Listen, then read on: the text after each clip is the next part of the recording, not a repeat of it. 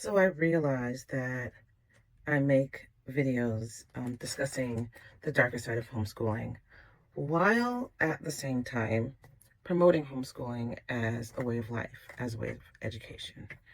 And the reason that I do this is so that people can look around and see where cracks can start to form in your homeschool journey and then make some changes, do better, give the children a better education.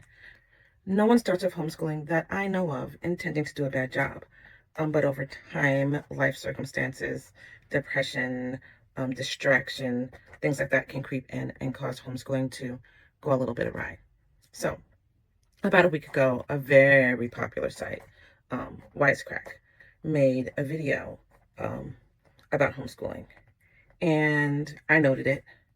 I noted that it had some problematic elements, and I know I would come back to it.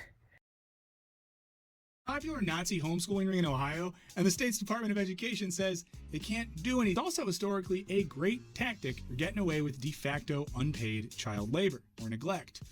2 or 3 days later, I got some comments on my video, which is uncommon. Normally people are just like, they ignore homeschoolers completely online, or once they get attached to your personality, maybe they want to interact more.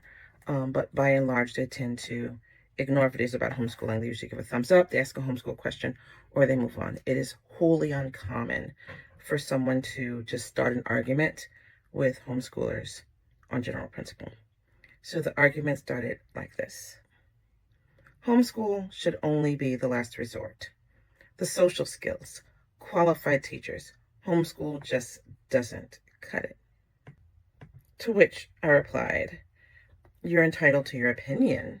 What happens when homeschooling becomes literally all children who have been failed by the schools? Because I have seen a trend toward all the kids in a homeschool co-op being largely autistic or, very much ADHD, which I don't have a problem with. I myself am very much ADHD.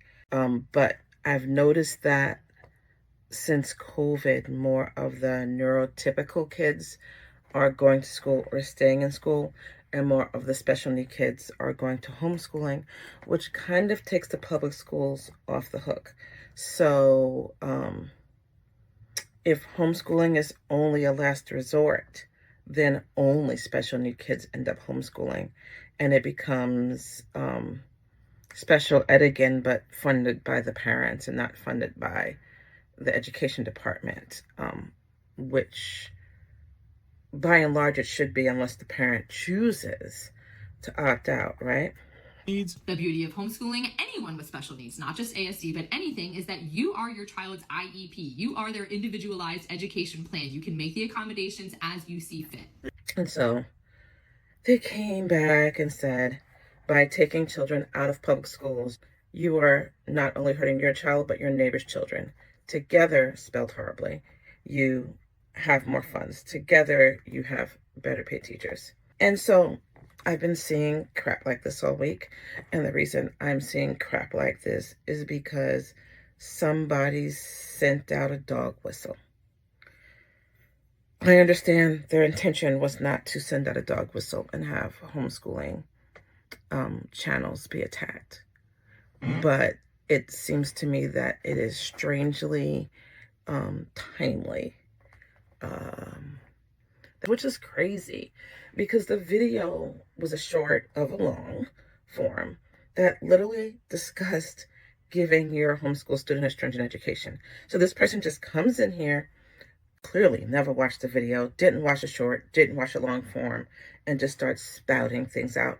And the problem I'm having with that, and why I'm connecting it back to the Wisecrack video, is because the people at Wisecrack do understand the positives of homeschooling. Black parents who choose to homeschool their children rather than have them experience the implicit biases that still permeate public schools.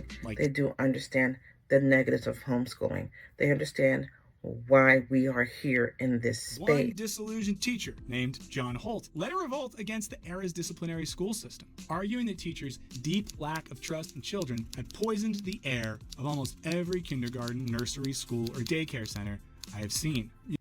As I said, Wisecrack really did understand the positives of homeschooling and why we homeschool, for autonomy, especially for Black and ethnic people, to take our children out of that system where Black kids are overpunished for things that white kids don't get punished for at all, and the damage it does to a child's psyche. He went and discussed all the negatives of school, and they're plentiful. But in the end, they kind of said, but even though we know that homeschooling is better for a lot of kids, you shouldn't do it because it takes money from the public schools. And so that's the rhetoric I'm getting, right? Qualities of public education as a public good. This, as Lubensky writes, homeschooling is a flight from the public production of values in a pluralist society. Because we cannot reach a consensus about moral issues, people tend to retreat from the idea of public production of civic virtue. He had gone on about how one family had a genius kid and it worked for him, but the other family didn't learn anything. So she, suggested that he was sounding dogmatic and making a strong opinion on a limited sample. In 1973, John Singer, excommunicated German, Mormon, polygamous farmer in Utah, saw a flattering depiction of Martin Luther King Jr. in his child's history book. A former member of the Hitler Youth, Singer promptly removed his brood from public school places. School officials asked to test Singer's children's academic abilities to make sure that they were keeping up, but he refused, and then he was fined and jailed. In 1979, when he still refused to send the kiddos back to school, a warrant was served for his arrest. Basically, let's be real. He died because he didn't want his kids to think that Martin Luther King Jr. was good. That is the reason that he fundamentally died. Like, public education was set up to train children to be good citizens and to work in factories. The private schools were for the people who were going to run those factories, right? He talks about John Holt. He talks about how he started education. And then he talks about how Christian homeschooling kind of hijacked that 1970s commune type of homeschooling ideal. But that's a lot. Now, despite being a militantly religious Nazi, Singer was lionized by the evangelical homeschooling community as a hero who died fighting for the right to teach his family. By the late 1970s and early 80s, a growing number of evangelical families were homeschooling, and Christian magazines advised parents to consult Holt's newsletter in spite of his secular worldview. In 1983, homeschooling dad and lawyer Mike Ferris founded the Homeschool Legal Defense Association, the HSLDA, as an explicitly Christian organization that lobbied for favorable homeschooling legislation and funded legal representation for homeschooling families. Legislation. One legislative aide in Michigan told the reporter, "I've never seen a lobby more powerful and scary." I'm paraphrasing. He turns it tight and suggests that while he understands the reasons people homeschool, that we shouldn't, because we're taking money from public education. We're taking money from the type of socialization that happens when people of different types get together. And I realize that the gathering of people from all nations is a positive thing socially. But if the Black children are always at the bottom of that pile, then I reserve the right to pull out.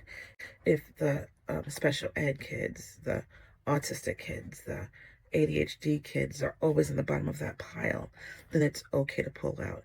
If the high succeeding kids, if the gifted kids are always stuck in some kind of gifted education that confuses them more than builds them up, then it's time to back out.